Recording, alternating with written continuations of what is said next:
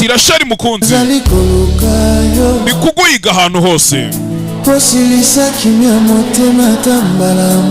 kari we wafashe umutima wanjye gutuza bwarimwe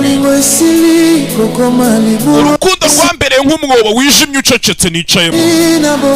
yego nibyo ubaye wahuri ariko nje umutima wamvuyemo ati rukundo rwanjye byibura nsubiza ndikurira la message comme c'est bleu sans réponse ndakwandikira message zigatikinga kuri WhatsApp uburu ariko ntunsubize abantu barambwira ngo ihangana ukomere uzabicamo ariko impamvu babivuga ntabwo bazi ukuntu umutima wanjye waguye hasi ati meze nk'ugenda mu mujyi ukunyibutsa byose aba ari wowe ariko ntugihari imihanda yose ibihamagara izina ryawe na telefone ntukiyitaba ibiri muri silent mode ati sinyisinzira neza no guhumeka mpumeka insigane kubera wowe ati bimeze nk'urusaku rundi mu mutwe ndetse no mu mutima bamiga amahoro ahantu hose ariko amahoro yanze kunzamo ati buri gihe aba ari wowe Rasheli ibigoyo ati ndatabaza Rasheli ahura ibyumve mama ati ubuzima bwarancanze kuva waceceka ukanjyana umujunja rukundo rwanjye Rasheli kuva wagenda n'umutima wanjye ntugikora neza ubugingo bwanjye waba wiga umuntu nk'aho aho ariho hose basima ikimenyetso ibigoyo ati ndatabaza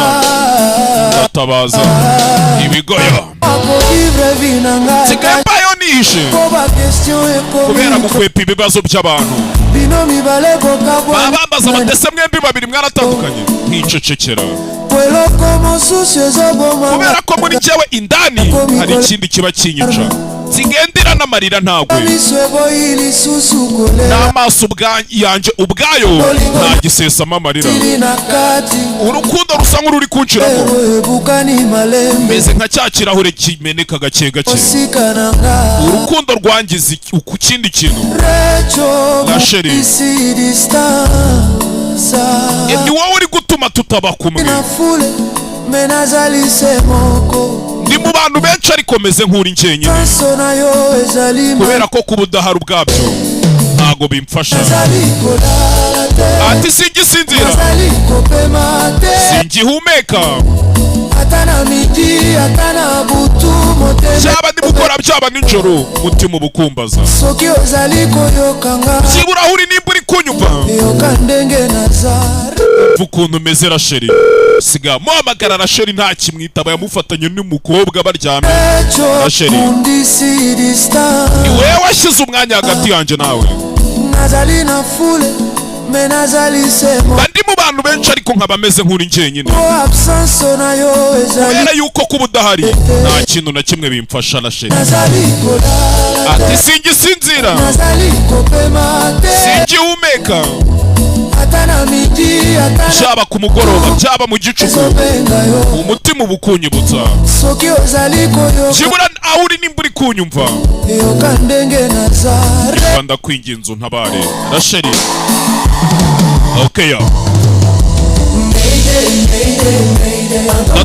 ndatabaza Rasheli yagifatanye n'undi mukobwa none kiraho kirasabye ati ubuzima bwarancanze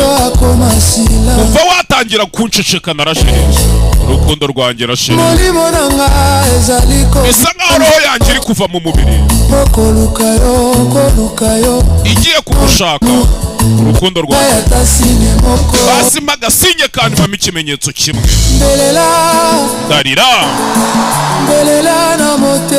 darira no mu mutima ati mba nacanzwe ndi kuguhamagara Rasheli ndi kurira basi nyuma umutima urandemereye Rasheli agahinda kari kurya Lecho cyangwa se Rasheli ati mbega uburibwe bundimo aho ngiye hose baba bari kukumbaza,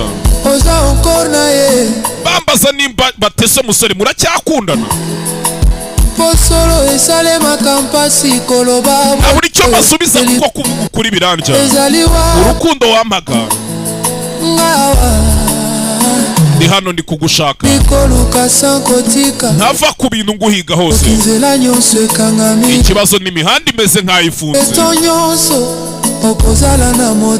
gusa igihe cyose mba ngufite mu mutima Rachel, kabone n'isi yose yanyanga. Ubizi ko ntawe uzagukunda nk'uko nagukundaga Rachel, kubera ko urukundo rwanjye rwari rwihariye.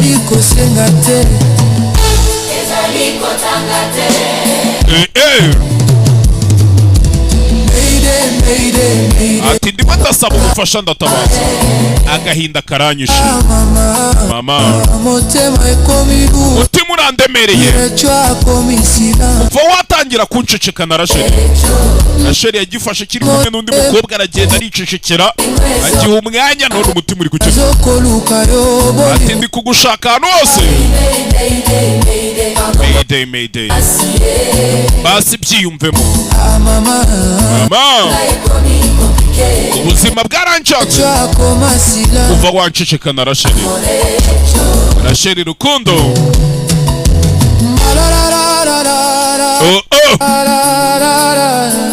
Rachel ariko